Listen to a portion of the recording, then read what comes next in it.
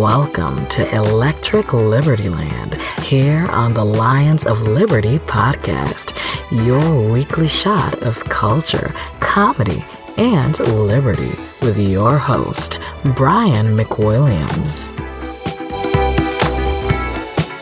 All right, we are live here with Live to the Pride, that is, because you have to have paid. You have to be a paid member to see the beautiful face of my guest today, which is a friend of ours and I would say the future of the Libertarian Party from a leadership positioning, and that is the one and the only Angela McArdle. Welcome back to ELL, Angela. How you been?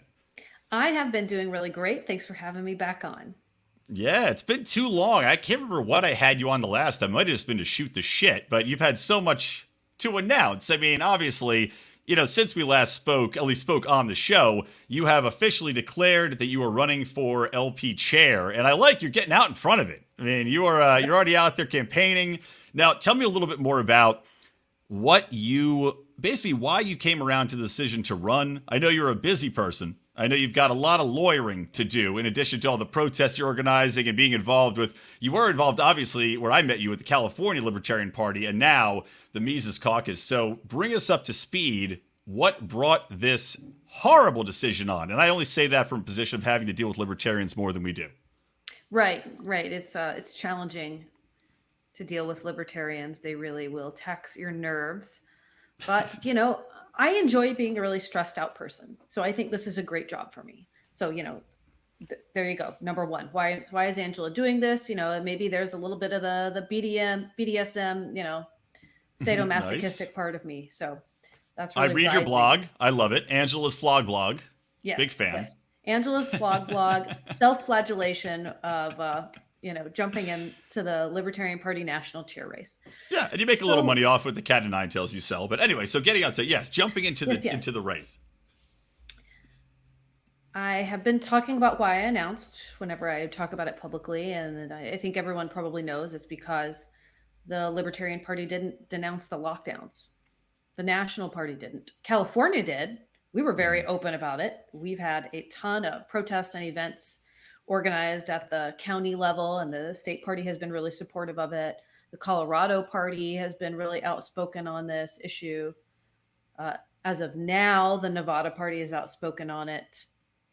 You know, there's a lot as of a week ago today or something. The Nevada Party. Well, we'll get into the Nevada Party. Yeah, 2 days ago. So, but the National Party was just totally silent. So you can go through if you really enjoy pain, and you can count how many times in the past year the Libertarian Party at the national level has spoken out against lockdowns, and it was about 3 tweets, and it was 1 email about it on the 1 year later mark.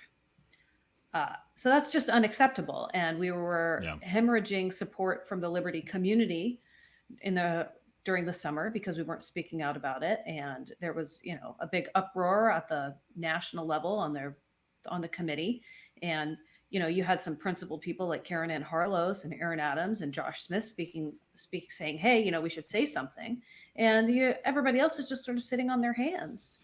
That's it is. I mean, to your point, it is fascinating to see the Libertarian Party, based upon, you know, private property rights, your freedom, your civil rights, sit down and say absolutely nothing. I mean, it's almost like, you know, not to bring up the whole flap with, the Jewish Stars issue, which of course drew a lot of interest in the Libertarian Party of Kentucky. But, you know, it's almost as though if people just sat back, said absolutely nothing, and then a year after, you know, the Holocaust, they were like, hey guys, you know, we probably should have done something about this. Not the best idea. And I know it's a lazy comparison, but yeah, I mean, to your point, the broader purposing of the Libertarian Party and its messaging from the chairman's perspective is one of the things that I found was abysmal under Sarwark and continues under Joe Bishop Henchman. I mean, that type of, I don't know, wishy-washing, almost pandering to the left is not going to help the Libertarian Party. And also, when you look at their silence in the, you know, as compared to a DeSantis in Florida who has presidential aspirations, right?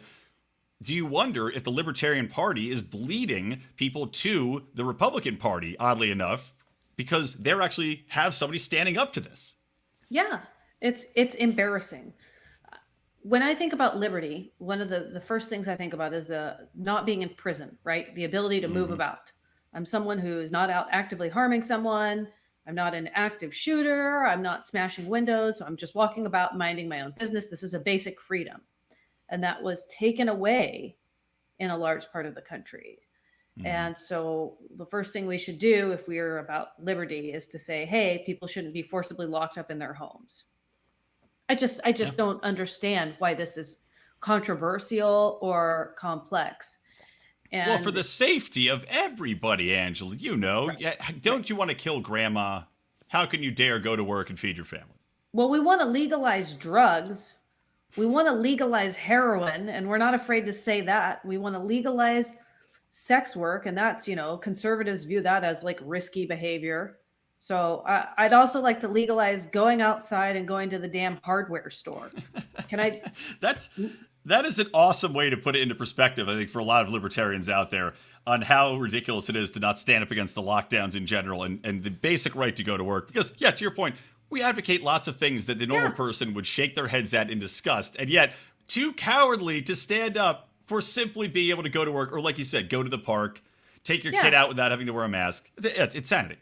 Smoke crack? Yeah. Sit down in a restaurant for a healthy meal? Millions will die. Millions will die. So maybe, instead of just being the crack smoking advocates, we could be the advocates of going outside and living a healthy, responsible, normal life. That would be lovely. Yeah, and crack smokers, you're all welcome to stay in the party. We're not kicking you out. We just want to make room. We just want to make room for the walk down the street people. Well, tell me a little bit. So from your perspective then, obviously you've been running for chair for a while.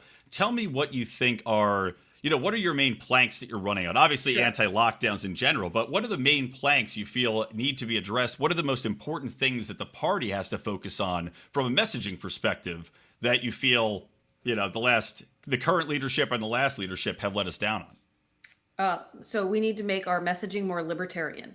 So messaging is the first thing I'm focusing on. And there's a few things within that. One is to stop chasing the culture of the left. We're chasing mainstream culture, which right now happens to be slanted pretty far to the left. And in the past, it's been to the right. But let's deal with reality right now. Let's stop pandering to them. Let's stop begging for them for acceptance. Let's stop chasing that culture and let's reflect libertarian culture. Let's be counterculture, whatever you want to call it. I don't mean neo-reactionary. We're not doing this back and forth, left, right, left, right. Let's just be libertarian and put out principled messaging. Let's also have people who are skilled at messaging be those messengers. I'm sure that we have all had many grievances about the state of nationals' social media and their email campaigns. And the reality is that we put people in who are not skilled at that job. And it's something that we struggle at all levels of the Libertarian Party as we try to find people who are good at marketing and have those skills and, they're good messengers. And we don't always, there's not always enough to go around.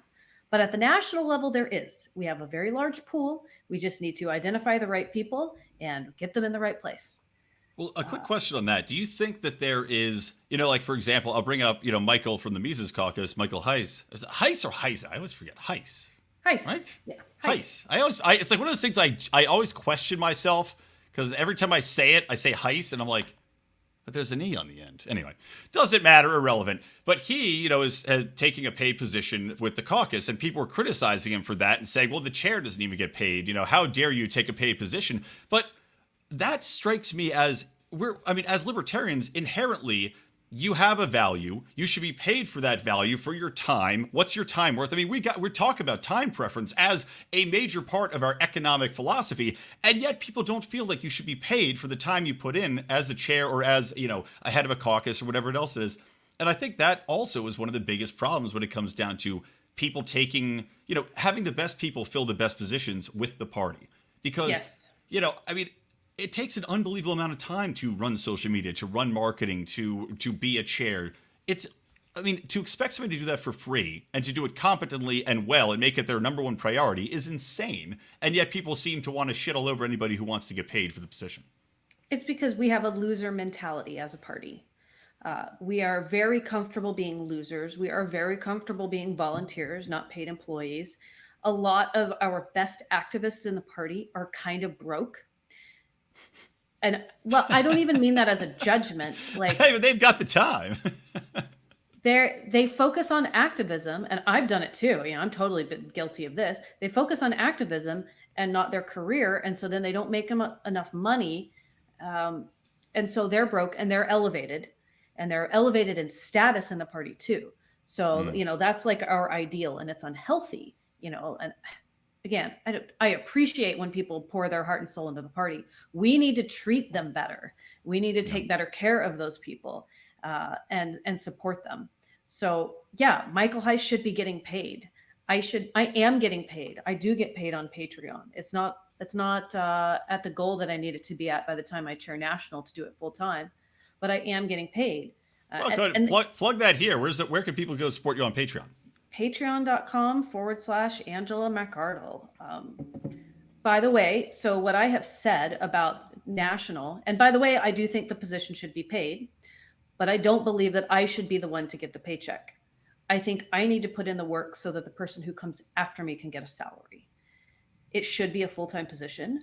GOP and DNC chairs, they get paid. I believe the Green Party chair even gets a stipend. So for crying out loud, let's professionalize and pay the people who are running this organization. Right. To your point, it's a loser mentality to not view yourselves as on the same level as your competitors, and to foolishly think that you don't have them. They're spending $200,000 on somebody to head their public relations campaign, or probably more. They're spending hundreds of thousands of dollars on a full agency, a full advertising strategy, a full branding strategy. Now, we don't have those resources, of course, but we do have people that are passionate about the messaging, like you're talking about. We can bring those people in, but it's one of those things. If you want more people to apply, like I remember famously, I talked about on the show, I had reached out to the Libertarian Party maybe 7 or 8 years ago. Somebody had tagged me on Reddit and said, hey, they're looking for a public relations guy. I said, okay, I'll see what they're going to pay. And it was something like $30,000 a year. Right? And for a full-time position. It's an intern salary. Exactly. Yeah. Yeah. That's like, it's not good. It's not good. We need to do better. And I believe that we can do better. But part of the reason that we haven't been able to do that is because our messaging has been so awful. Who would want to pay for it? Who would want to support that? People don't want to do it. And it's understandable. So that's another thing that I think that I'm doing a better job at the national and so has the Mises Caucus, is that we are listening to constructive criticism, grievances, feedback from small L libertarians. I don't mean GOP light or, whatever, disaffected Bernie bros. I mean, people who are principled libertarians, but they're like, I'll never join the party. And here's why. This reason, this reason, this reason. And I'm just like, you know what? You got to take your medicine. You take your lumps. You're right. You guys are right. Our messaging sucks. We're disorganized. There's a massive amount of infighting. There's embarrassing things that happen. And we need to improve that. And they say, thank you. I really appreciate that. Maybe I'll join if you can fix it. That's all it takes, is just like a little bit of humility and, and the ability to take feedback and integrate it and then course correct. Right. Rather than instead just taking the feedback and saying, well, you guys are clearly racist for not agreeing with the woke agenda or embracing, whatever it might be that they're putting out currently, chasing the left. I'm sure they're ostracizing more people than they are drawing them in. So many. Yeah. So many. So what's the other one? What else? What do we got? Okay, so we fixed messaging, right? That's going to help to facilitate a lot of other positive changes. So now we can grow membership. Membership is the low-hanging fruit of fundraising. If you can't, you should be able to get $25 a year from someone. We can do that. I know we can do that. We can also probably spend a little bit less money on direct mail and the $20,000+ paper newsprint newsletter. These are. I'm sorry. I'm looking around trying to find my invitation to the Libertarian Convention. I have it somewhere. It actually fell on the floor. The beautiful paper postcard that was the printed. Yellow postcard. Yeah, that's from the Libertarian Party of California, not national. I do apologize for that. I also got it. And okay, so now I didn't send that out. No, we're calling out my peers. We're calling out my peers, and I have called them out before, and I do it with love. Man, I mean, so holy shit, Angela! Wow. So not that you sent it, but I didn't send it. Okay. No, but you're right. Tell me more. Okay.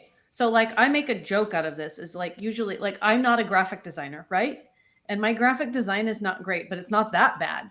And so when I need help and it's important, I will make an awful flyer and put it on the internet, and then people are like, oh, they're horrified. And then they're like, let me fix that. Yay. Right, yeah. You're setting a little rabbit trap. They step into the snare and then you've got them. But that's not a bad idea. I mean, look, like you're saying, people will help out. They feel bad for you. They'll help you out if needed. You need to ask exactly. for help. Well, and also there's just got to be somewhere out there that, has a print house that can give you a deal for cost, or even it's just a simple matter of, look, I know it's not cheap to send postcards. I sent postcards for my wedding, but it's also not that expensive that you need to send a flimsy. What we got in the mail, by the way, is a yellow and black, 3x5 card, just yellow paper, thin stock, unlaminated, uncreative. It literally looked worse than anything I've ever gotten slipped under my car windshield by a regional gardener. It's like junk cash for junk cars. Like right. It's like that kind of. Exactly. Yeah. But maybe in Tijuana. Yeah. It's like the third world country version of it. It's so bad. It really does sum up the Libertarian Party though, to this point. Second rate. I mean, it sums it up. Yep, it's really embarrassing. So we have to change that. So one of the things that I've been doing is looking, for over a year, I did almost everything myself. I just took on a massive amount of stuff in LA County. And then I thought, okay, you've been driving the train, you've been correcting a lot of problems. What if we bring on other people with real skill sets and empower them to do things? So Shocking. That was, what a concept. So I've been doing that, and I would love to see us do that at the national level too. Like people think, oh, if Angela gets in, it's going to be nothing but the Mises Caucus. Da, da, da, da, da, da. Well, what it's going to be are people who are skilled at their jobs. A lot of those people are the Mises Caucus because we have cultivated a really good group of people. But there are people outside of the Mises Caucus that I love working with because they are have a valuable skill set and are good libertarians. These people exist, we just have to stop pissing them off with our horrendous messaging. Right. Well, it's almost like, again, to harken back to the libertarian mindset. And now, again, it's kind of ironic is we also advocate for freedom of choice, free markets, right? And we say, why would anybody discriminate against, say, allowing Black people or Hispanics or gays into your business or hiring those people because it's advantageous to you as a business owner to bring those people in, even if you might be racist in your heart. If, this Black guy is so good at his damn job, why would you discriminate? So, as you can see with Angela, even though she might be running and aligned more with the Mises Caucus, why would you turn away somebody that has such a fantastic skill set? It doesn't make sense. It's not going to help you. It's not going to help Angela or the party. It's, it fundamentally doesn't make a lot of sense to argue that she's just somehow going to put in a Joe Biden-esque cabinet of sycophants and failures. Right. Well, I mean, you could look at the makeup of the LA County XCOM and you could see that maybe at least a quarter of it is Mises Caucus, maybe a third. But then I've also got people who were definitely not Mises Caucus. I've got people who are senior citizens in the party. They've been around a long time. They're just kind of caucusless in general. I've got people who I've converted from non-voting anarchism. I just got all kinds of people. What I care about is, are people good libertarians? Because you can't go out hiring GOP cast-offs, people that couldn't cut it in the GOP and we somehow slobber over them. Yeah, it's so gross. There's not that, and there's not angry woke progressives either. I'm not going to work with them either. So, spoiler alert, I will try to keep the Libertarian Party libertarian. Yeah. Well, it's impressive you could win over the anarchists. So clearly you're doing something right with the messaging. If you're getting them to vote, they're getting excited. Think about that. A shocking scenario in which libertarians are actually excited about the candidate, about you, about the direction of the party, rather than simply rolling their eyes and gritting their teeth. And that brings me to, so let's talk a little bit about the Mises Caucus, right? About what's going on there. I will say the Lions of Liberty, we do not have a formal support for any caucus. However, I myself am a supporter. I am a member, a dues-paying member of the Mises Caucus. So, that's obviously where I view the future. I would obviously vote for Angela in a heartbeat and plan on it. But tell me a little bit about what's going on with the caucus at the moment. And I know there was just a huge win, I think a full sweep in Nevada, right? They just had their caucus regionally. Yeah. So tell us a little bit more about that. Okay, so at the national level, obviously we're growing and it's really great, and we're making a lot of progress in our infrastructure. We're sort of working on cohesive social media branding right now. We're doing all sorts of really exciting stuff. We have been backing local candidates pretty aggressively in the past year. It's like it's an off season for Hmm. elections, but there are still local elections popping up all over. Like we just backed a guy in Redondo Beach who ran for city council, Nils Narenheim. He was reelected. He's an incumbent. So, Oh, nice. thank you, Mises Caucus. Yeah. And Sorry, my dog just got up and I was like, what the fuck is happening behind me? Apologies if you're seeing me frantically look around. Keep talking. I'm going to mute my mic and kick him it's outside. okay. I see a little tail back and forth like at the bottom. That's actually me. I hide it well, but I do well, have it if you ever see me nude. Well, I don't discriminate. I'm not a bigot, so I'm pro tail. But what else has the Mises Caucus been up to? Oh, I don't know. Maybe a crushing win in the state of Nevada. A crushing win.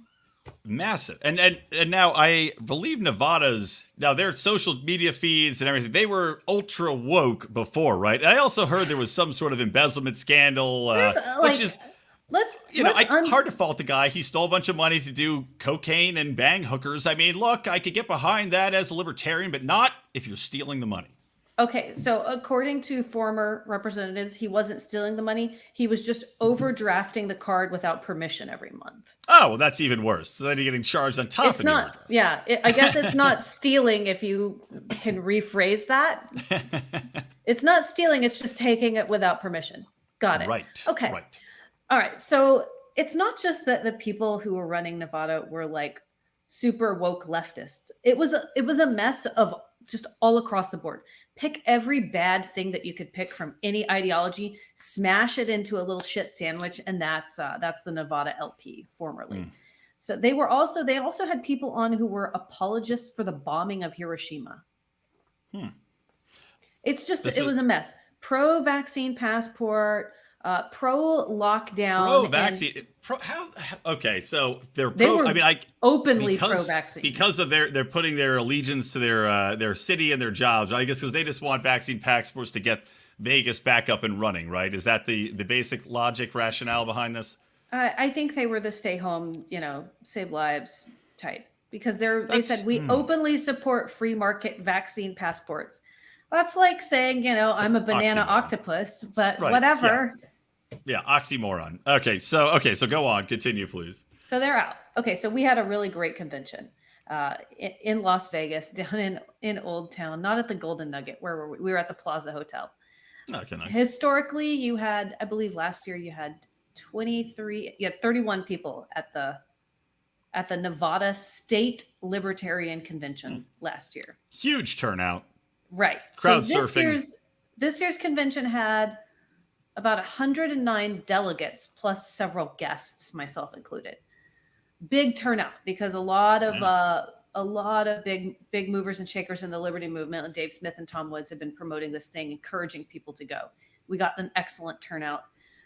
All Mises Caucus people ran, and every election was contested, and the Mises Caucus just swept every single position. So you've got Charles Melchin is the new chair. He won 63 to 18, I believe, in a three-way race. Something, it might have been 65. I'm close. Yeah, dominating. Jeffrey Hurley is the new vice chair. Similar race, similar outcome.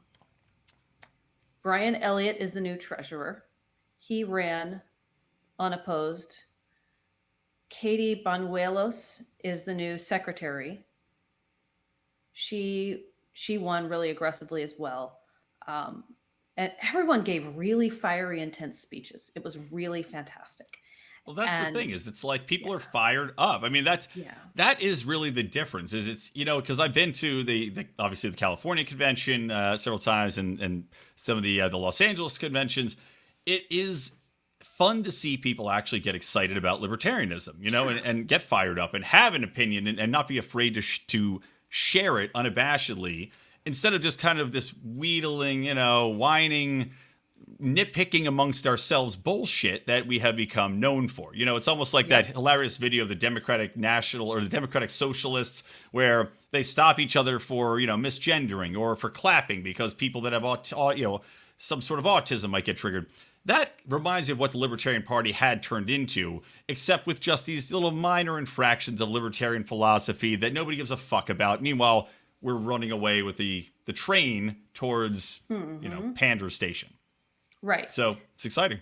Yeah. So we've got all new people. Man, it was the energy in there was palpable, right? Like you could cut it with a knife. Just like the cocaine in the bathroom. Right. Yeah, I spoke in the beginning. Anthony Samaroff also spoke. The Mises guys actually had to make motions to modify the agenda to allow speakers. And the guys who ran the event, the person who was chairing it, the meeting said, "Oh, that's not allowed." I was like, they're so out of touch, you know, right? This isn't just like a left libertarian, right libertarian thing. All libertarians have speakers at their conventions to make them fun. You know, they invite people and make it they were like, "No, we don't want speakers." Just insane. So they live in Vegas, which is one of the entertainment capitals of the world, and yet they don't understand the basics of entertaining people to try to move the ball forward. And by the way, Anthony's coming to LA, right? You're having an event on the 8th? Yes, Saturday the 8th. We're meeting at a restaurant called Mazel that was featured in the anti-lockdown documentary that the California Mises Caucus put together. So awesome. Full integration, right? So that'll be really cool. I thought it was just chosen because he's a vegetarian. I was like, oh, it's a vegetarian restaurant. It just really worked out. We've got synchronicity. So we're excited about that. We'll be hosting him 5 p.m. Anyone is welcome to come down to Mazel. I will be there. Great. I will be there. So Mark's unfortunately in Mexico, but I will definitely be there. So anybody out there in LA region, come on out for sure. It's gonna be fun. Yeah. You can hear me do my impression of Anthony to Anthony. It's going to be fantastic. That is really good. And I think you should bring a skullet wig. I mean, it's not really a wig. It's just kind of like, I don't know, taping some hair to the back of my head. Yeah, exactly. I'll just let it grow out for a week. Yeah. Well, tell me also about, let's talk about dovetailing into, we're talking about conventions here. Tell me a little bit more about the Mises event that you're having at the California convention, because this is, I'm really interested. Obviously, Dave Smith had a conversation with Hotep Jesus, whose real name is Brian Sharp. Brian Sharp. Like Larry Sharp. Are they related? Brothers. They'll both be at the event, so you can come and find out. That is true. It's going to be sharp on sharp action. So, yes, I plan on going. But I mean, it's interesting because I do feel like we have an opportunity, especially in the wake of Donald Trump, right? Donald Trump wooed more black voters to the GOP than any other candidate in history. But yet, at this point, they've got to be feeling let down. They've got to be feeling disenfranchised. So there's an opportunity for us to, I think, win people over to the Libertarian Party on top of just the historic, mistreatment and maltreatment of the black population, primarily by government actors. Yes. So it's fascinating to see Hotep Jesus have a conversation with Dave Smith, and now speaking at the event, the Mises event in California. I mean, where did this, what do you see happening with this? Is there kind of some cross-pollination you see going on? And then tell me a little bit more about the event overall as well, because I know Thad Russell's coming too. A little bit. So I feel like what's going on right now is the Libertarian Party, at least the Mises Caucus element of it. And the racist caucus. Yeah, the racist caucus. How dare you have a powerful black speaker come? Right. So the racist caucus and the black community, we're kind of feeling each other out. We're like, hey, you hate the government? Yeah, me too. Well, maybe we should be friends, Yeah. So that's sort of where we're at. So one of the other California Mises Caucus organizers named Matthew Butts, who is also on our PAC. Happy birthday, by the way. He wanted to invite Hotep Jesus. He listens to his podcast. He's like, let's do this. And I was like, I don't know. People are going to scream that I'm an anti-Semite for the rest of my chair race, which they are. And I was like, you know what? Screw it. Invite him. I'll deal with it, because it's not just about, I can't make every decision through the lens of whether or not it's going to piss off the people who hate me. Right. Is this good for the liberty movement? Do we need to try to build bridges with people and feel them out and meet them in person? I appreciate Dave laid the groundwork for this by having him on his show and having discussions about it. various issues, like race relations and economics and counter economics. So now we're like, let's meet in person. Why don't you come and why don't you do a talk to the Mises Caucus? I'm really excited for the event because it's going to be great. But I also feel that there's a little bit of pressure because there are a lot of eyes on us. People are seeing, the Black community and Hotep supporters want to see, how does the Libertarian Party treat this man? Yeah. Are we welcoming? Are we like, oh, we can't wait to invite you here so that we can ask you about every social media faux pas you've ever made in the last 10 years of your life?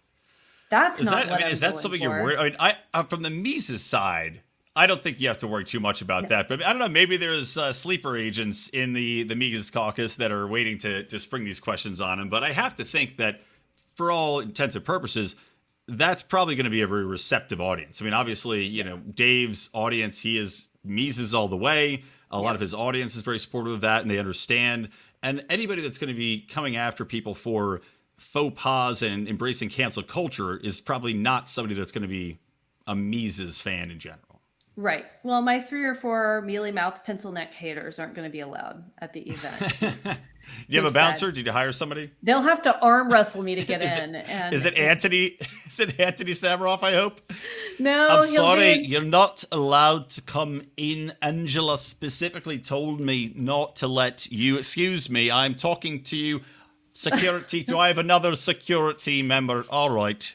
Enjoy your time. I'm actually going to be the one at the door because if anyone, awesome. I'll buy you a knife.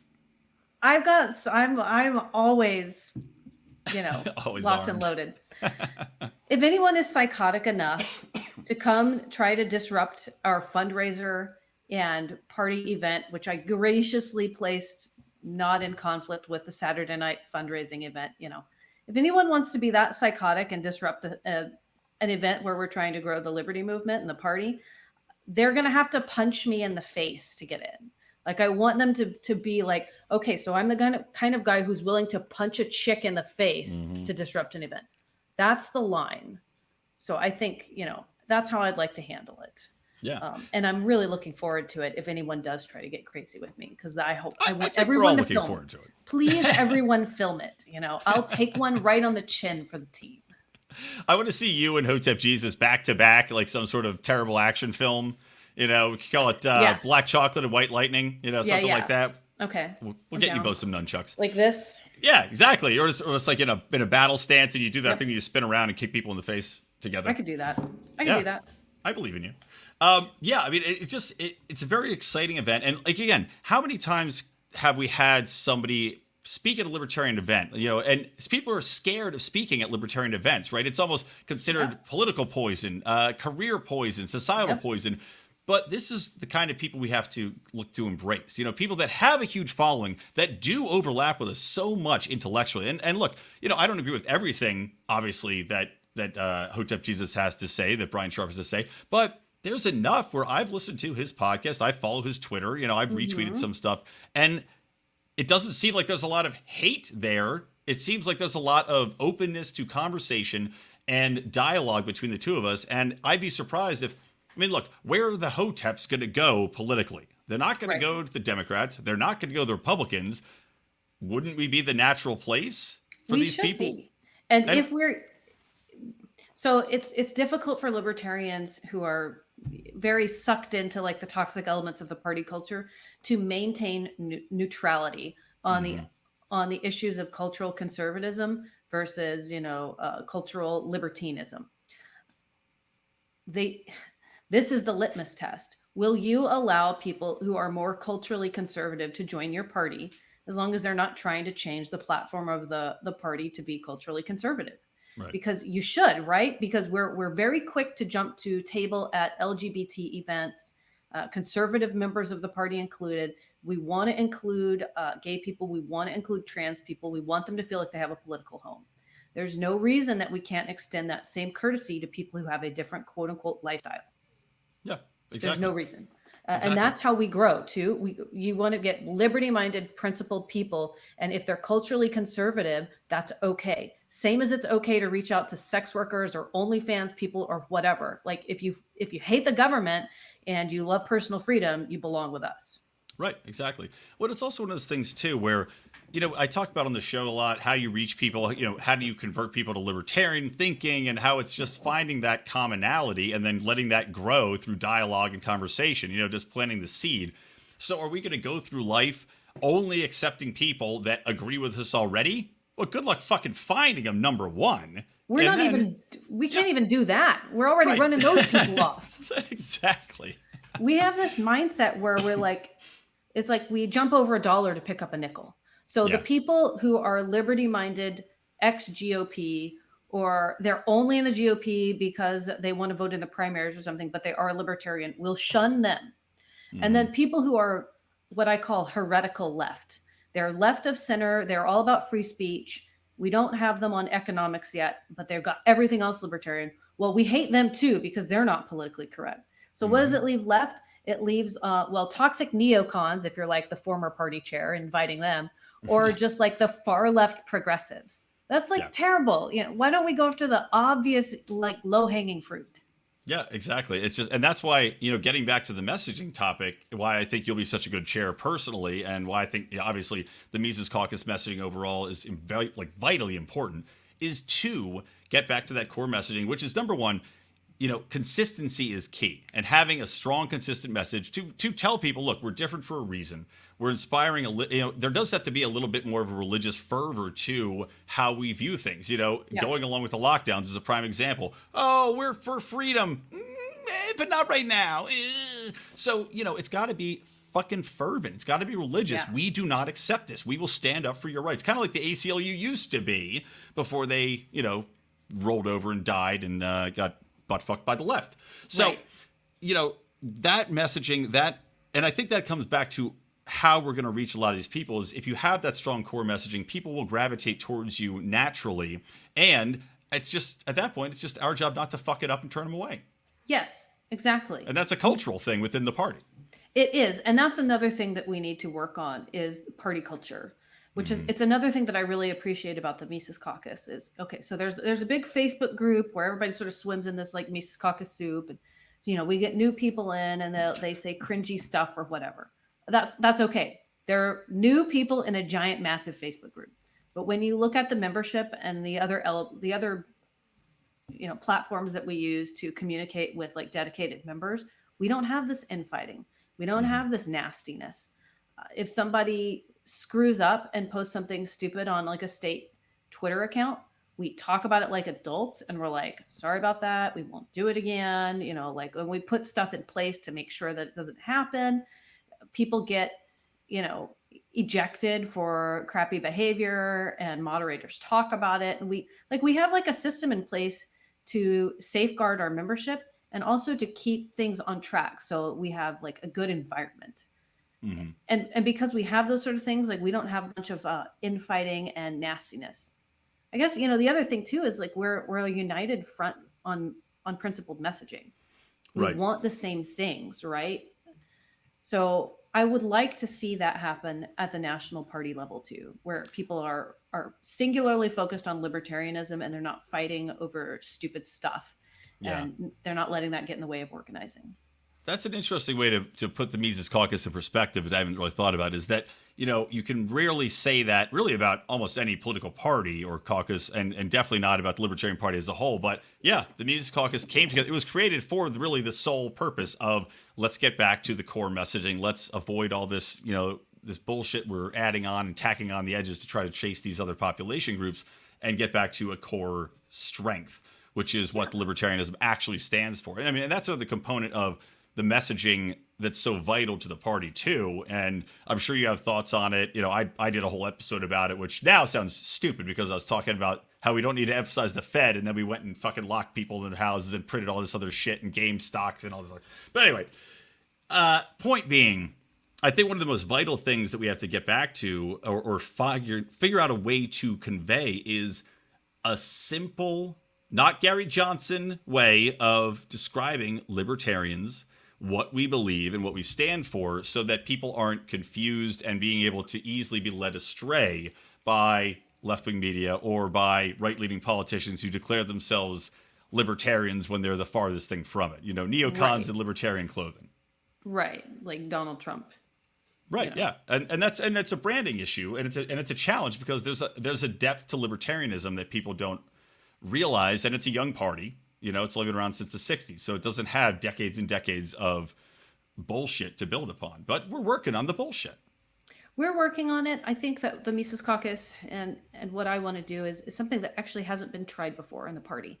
So for the people who say, oh, but the party's been around for 50 years and you haven't done much. Well, I don't think we've tried to do much. Yeah. So agreed. it's sort of like, this is what the treasurer of the new treasurer of the Nevada LP said. It's like inheriting a startup. Mm-hmm. We're sort of, we have infrastructure in place, but we haven't done a lot of work as far as there's been no market research done at the national level. That doesn't exist. We haven't done any thorough message testing. We don't know what our message is. We don't establish meaningful goals. We don't track them. So we have an infrastructure, we have a party, we have a membership, and we have registered voters. But aside from that, I think they're just now finally getting around to trying to do an org structure. There's no organizational chart. So there's a lot of work to be done. But the good thing is that means we have a lot of room for growth. So I'm optimistic. Damn well right. Well, tell people where they can join and find out more information about the Mises Caucus, and then we'll get into a couple little news items because, I don't like to have these shows be just interviews anymore. I found my numbers fucking drop. So tell people a little bit more where they can find you, California Mises Caucus overall, where they can support you and follow you on social and all that good stuff. So you can find out more about my chair race and what conventions I'll be at angelamcardle.com. And there's a link to my Patreon on that as well. If you want to join the Mises Caucus, you can go to lpmisescaucus.com.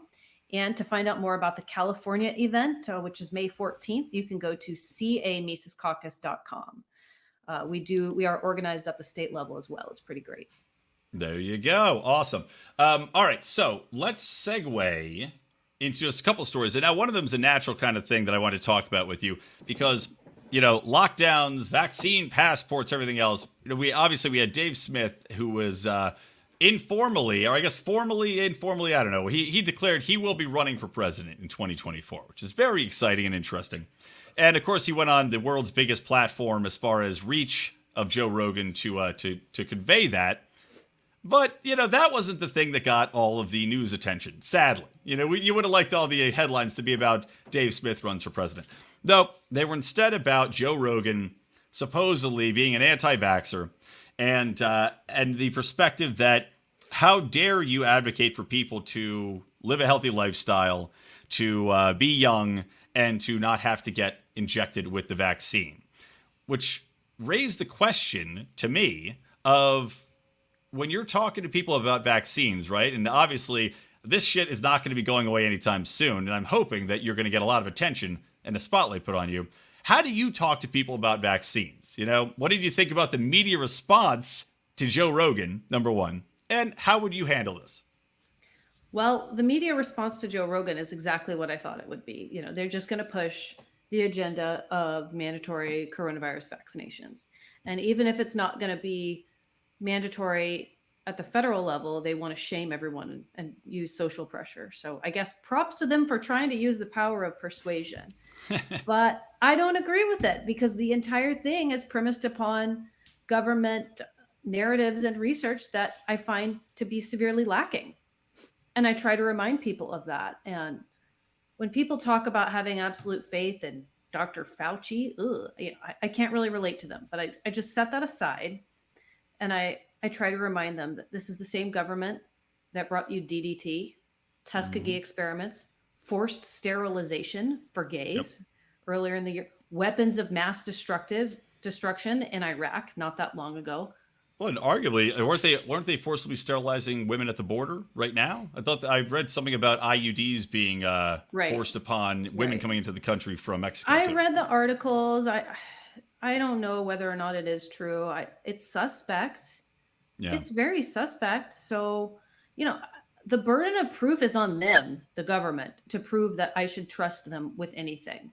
There's no reason that I should have to trust them with my bodily autonomy. I just try to remind people, we've got a long history of them wrecking things, and everything has been pushed by them. And, I hate the FDA. I'm not all about making everything go through FDA processes, but the libertarian argument for removing that is that we are going to put forward safety standards and be open and forthright with information.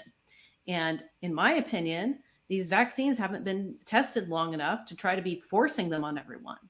Yeah. We and should younger and younger people as well, of course, right. at this point. People who are still developing.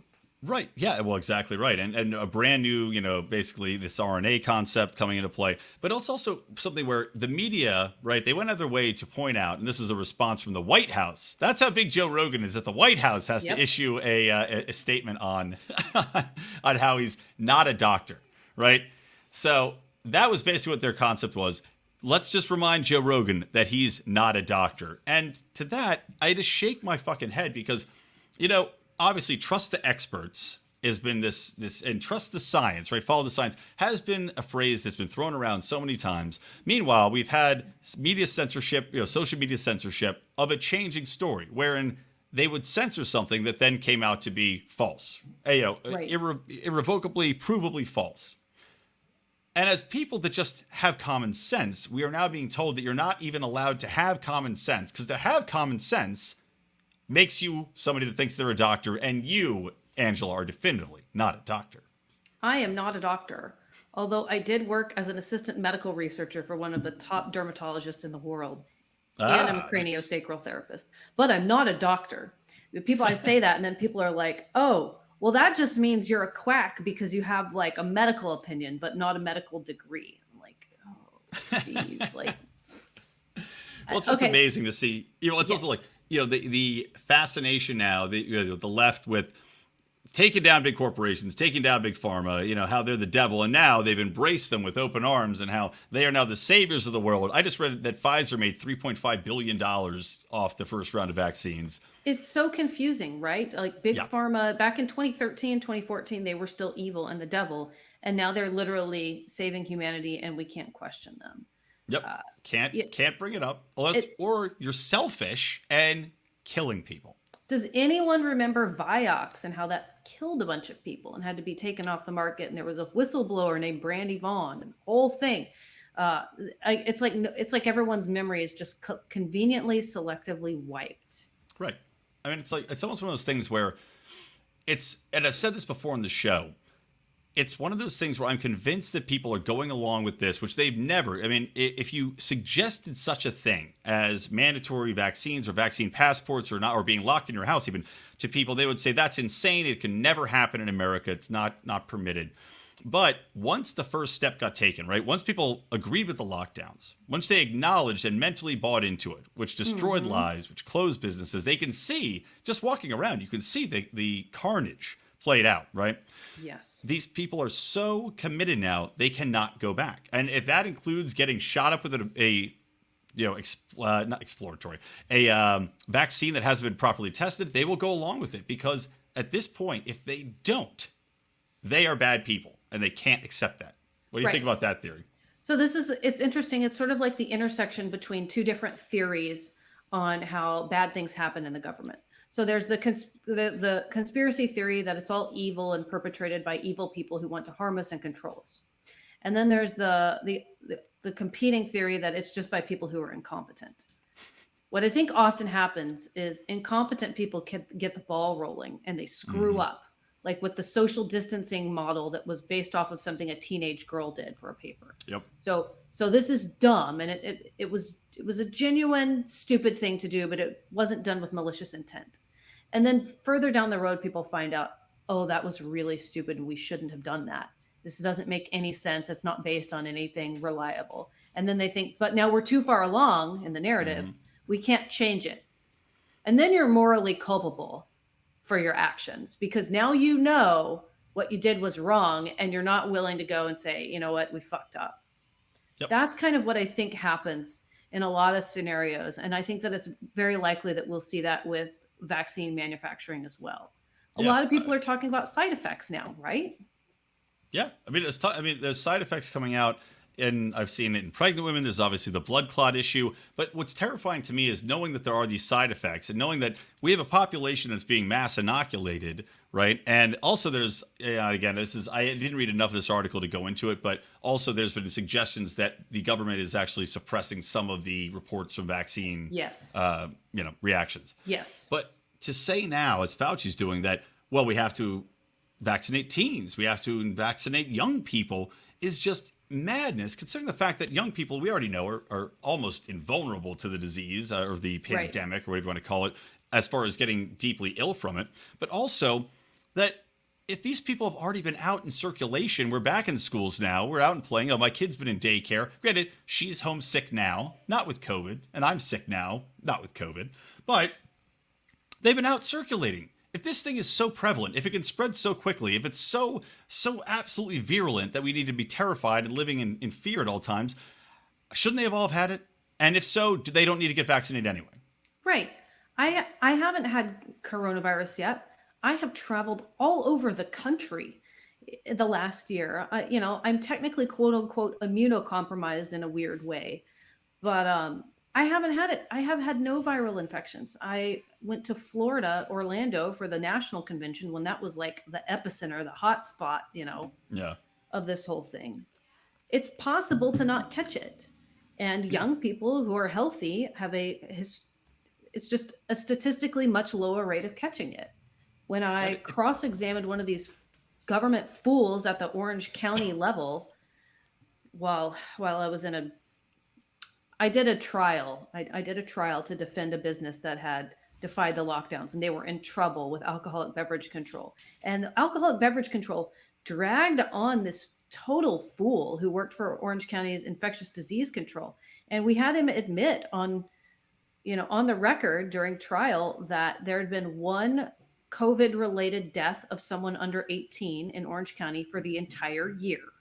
Yeah. And when pressed on the details of whether or not that person was immunocompromised or had some other contributing factor, he wouldn't tell us.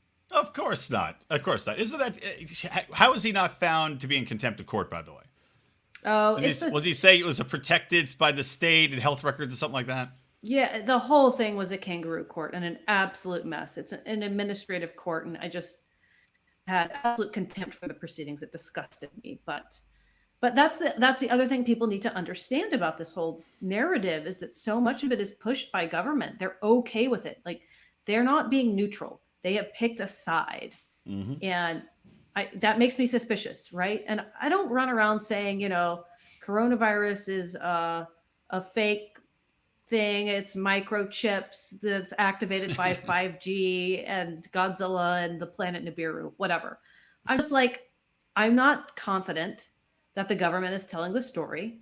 I'm not confident of the numbers they report. There are financial incentives for people to exaggerate them. Mm-hmm. And the government has, authoritarian incentives to keep us locked up and, take away our rights and make us dependent on their programs. So I just question it. Stability of the system, right? Think about this, right? If there's one thing you'd think would cause a revolution, and as Americans, we don't revolt often, unless it's obviously for some super woke cause that'll get you a lot of likes, like BLM.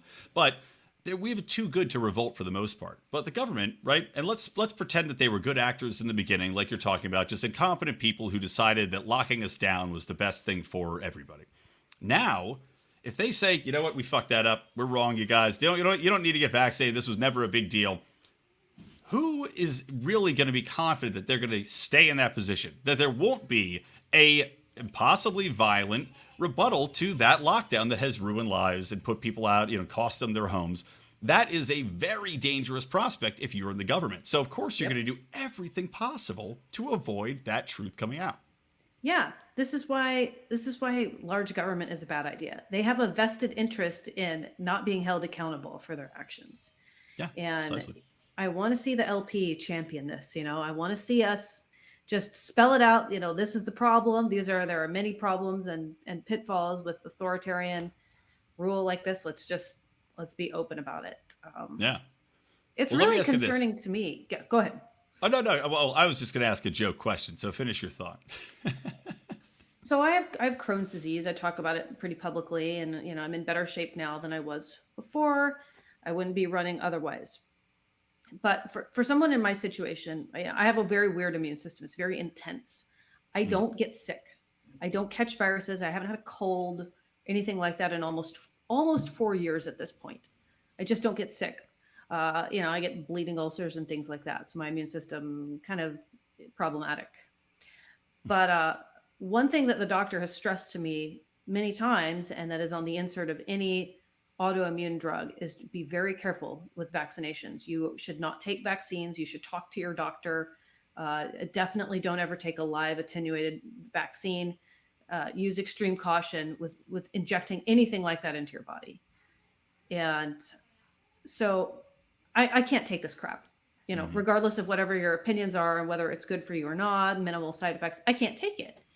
And I see now that people question that. And they're like, you're a liar. You're just saying that because you're a COVID denier. So one of the problems that we have out of this narrative is people are, potentially trying to threaten other people's health and safety. That really disturbs me. Well, I agree. It's like when they call people selfish, right? That's the big narrative now. That's what every friend of mine that I've gotten in an argument about this, because I don't plan on getting vaccinated. I just don't see a reason for it. They go, well, you're so selfish. How could you be so selfish? I go, well, aren't you being selfish? You want to go out there. You want to get back to your normal life. You want to, if you want to throw caution to the wind and take this and take the risk, and we know there are risks, well, then that's on you. Aren't you being selfish by then demanding that I take it, or somebody like you that has a real health risk to it, that we have an unknown, health risk to younger children, and yet they're going to demand that people go on lockstep with this and just get shot up with this, again, still experimental vaccine. And I just think it's the height of hypocrisy. It is.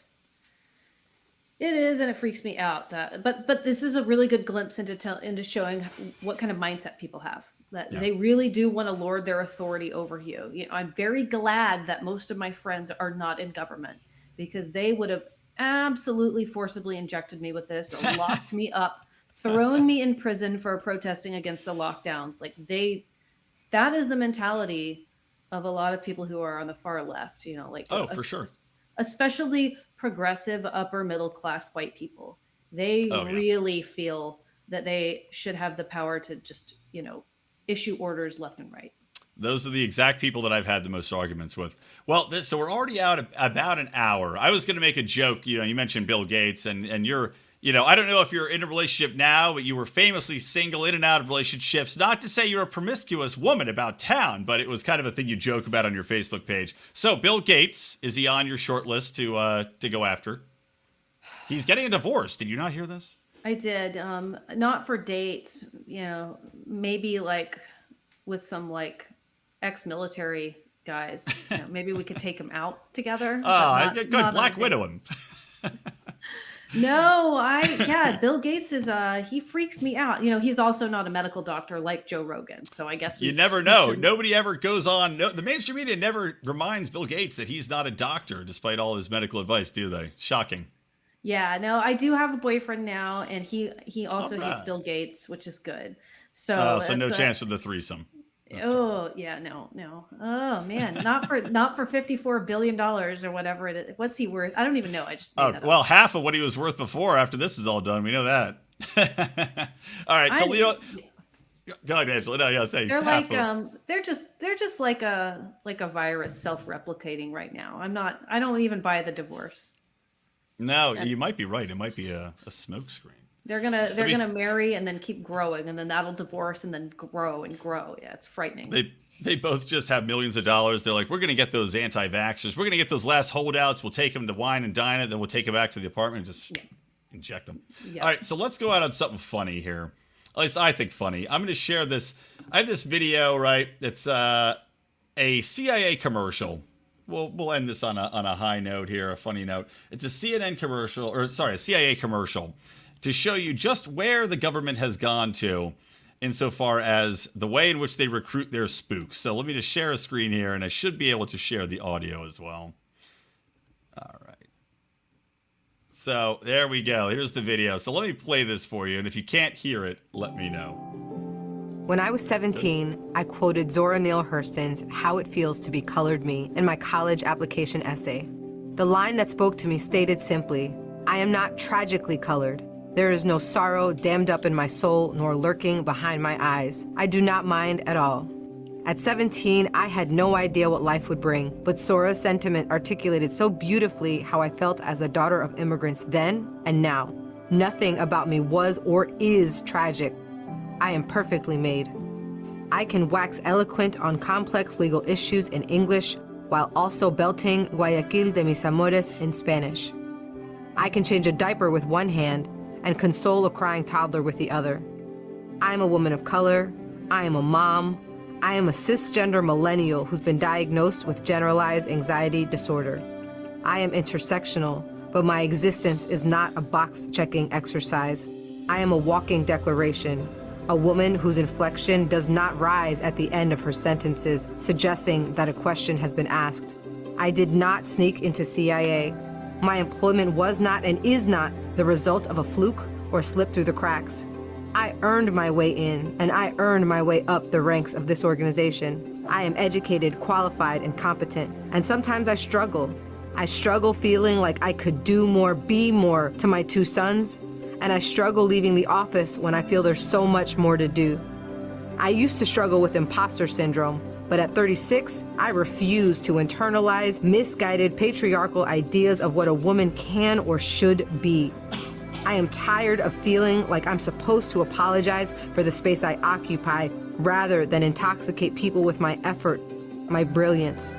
I am proud of me, full stop. My parents left everything they knew and loved to expose me to opportunities they never had. Because of them, I stand here today a proud first-generation Latina and officer at CIA. I am unapologetically me. I want you to be unapologetically you, whoever you are. Know your worth. Command your space. All right, there you go. How about that? Woke is a CIA psyop. I couldn't fucking believe that shit. I mean, it's like she's like, I am not a box to check. Meanwhile, I'm like, watch this. Like, there's a checkbox, cisgender, millennial. I'm bilingual. So many checkboxes. I'm excited to know that there's mentally ill people in the intelligence field. Thank God. That's the only way we're going to slip through the cracks. That we're going to slip through the cracks, even though she didn't. I'm glad that we're finally more egalitarian and we have brown people murdering brown people. Exactly. Well, I'm thinking, she's like, I'm proud to be in here. And it's like, great. So you're it's good that we've got the different people of color so they can lure people into, these traps that they're setting for them or overthrow dictators in Guatemala. I mean, she's very useful in that regard. Oh, I'm sure. Yeah. I struggle leaving the office knowing that there are more people to kill tonight. Wow. That was pretty intense. I just imagine her. She's changing a toddler she's changing a baby in one hand, and patting a toddler on the head in the other hand, and on her Bluetooth, she's like, "All right, that's a go. Go ahead and drop those drone bombs and just blasting black kids." Just. Well, women are really good at multitasking, so they do say that. They do say that. Yeah, I couldn't believe. I had to share that with you before we go because it's one of those funny things that we see. And this has been, I'm not the first one to talk about this, and I'm sure I won't be the last, but it's amazing to see the pivot the military has taken to covering their tracks with, excusing the bombing runs that we do in Saudi Arabia or help Saudi Arabia with, or any of these intrusions into Africa, in the Middle East, to say, well, we're doing it for women's rights. We're doing it for gay rights, even though the United States, by the way, notoriously voted against the UN resolution that would have, I believe, it was condemning the killing of homosexuals. And the reason they did it was because it was capital punishment, and the U.S. still is capital punishment. Yeah, we got to blast those bigoted Muslims right off the face of the what? What? Yeah. That's what we're doing. But you know what? On the bright side, if this is the direction that the CIA and the military are going in, the Libertarian Party isn't in that bad of shape. I agree. And also, right, we're talking about, hey, meet your diversity quotas lower, Please just do. I just Please get the shittiest people in there to check all the boxes you want. That's what I want. I want a lowering of the standard as far as across the board. I want lower competence across the board. Not to say that bringing in people of color is going to lower that standard. That's not what I'm saying. But look, when you make quotas, you are automatically not going to get the best people in at any position. That's just a fucking fact. I want mentally disabled people at the CIA. I want nothing but mentally disabled people. I completely agree. More wheelchairs at the CIA. They All should right. hire that guy who freaked out at the Holiday Inn. Yes. All right. Well, Angela, this has been awesome as always. Thank you for joining me here on Electric Libertyland. Reminder to everybody. So, Mises Caucus, as I said, I am a supporter. I am a member of that. I will be going to the event here in California on the 14th in Visalia. I will look to catch up there with any of you that come out. I also will be going to the event on the 8th, at least for an hour. I don't know how much I can take vegetarian Israeli cuisine, but I'm going to come out, meet Anthony Samaroff, and obviously say hi to Angela. So if you're in the LA area, come out to that as well. And yeah, man, I mean, the Mises Caucus for me, it's the most exciting thing going on. I obviously strongly support Dave Smith's candidacy. I strongly support Angela's candidacy. And I'm not going to be shy about voicing that and vocalizing that. So there you go, guys. Angela McArdle, tell the people what you want to know. Do you have a sign off? Do you have a catchphrase for your campaign? Be bold and be brave and be libertarian. And come to our event on the 14th because my auction fundraiser items are going to blow your mind. That's all I'm going to say. All right. Oh, yeah. You stole some of my bathwater, right? That's right. Yes. Podcaster bathwater. All right. Well, thank you very much. We'll talk soon. And once again, thanks for coming on ELL.